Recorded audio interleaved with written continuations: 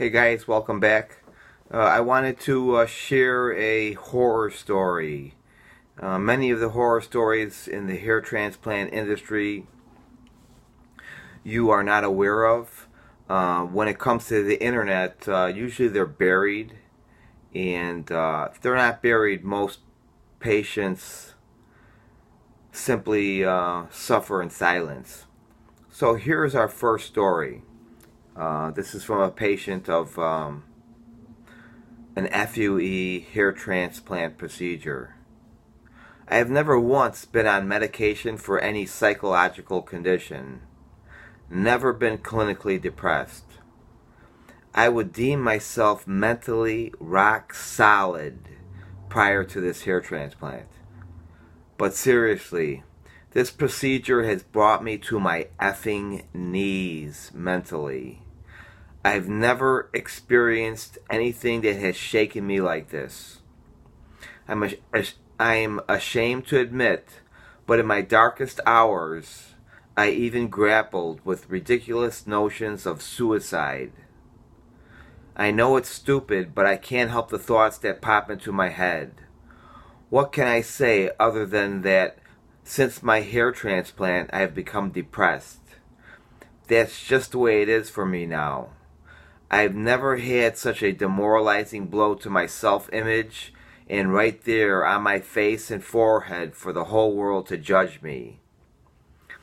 My recipient area is badly discolored, red, purple, scaly, bumpy, and I cannot imagine it ever getting to the point that it will be undetectable from the surrounding area of normal skin. It's scarred, damaged tissue. I'm struggling to come to terms with this fact. The dreaded red line across my forehead just mocks me every time I glance in the mirror. A daily reminder of the mistake I have made. But what can I do? The only thing I can do is wear a hat to conceal the embarrassment, and also it avoids the questions and the judgment.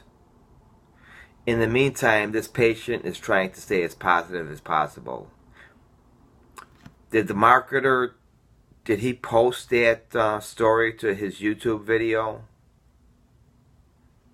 Is it on his website?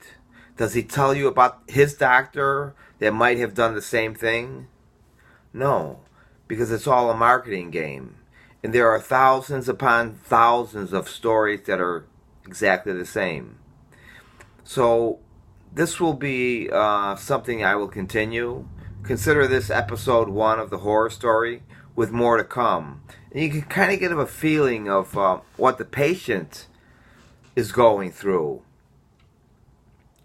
Then you have to ask yourself, if I was in that person's shoes, what would I do? How would I handle it? And that would be something that you would have to consider should things not go as you thought they would. So stay tuned. There's more coming. Subscribe to the channel, and thank you for watching.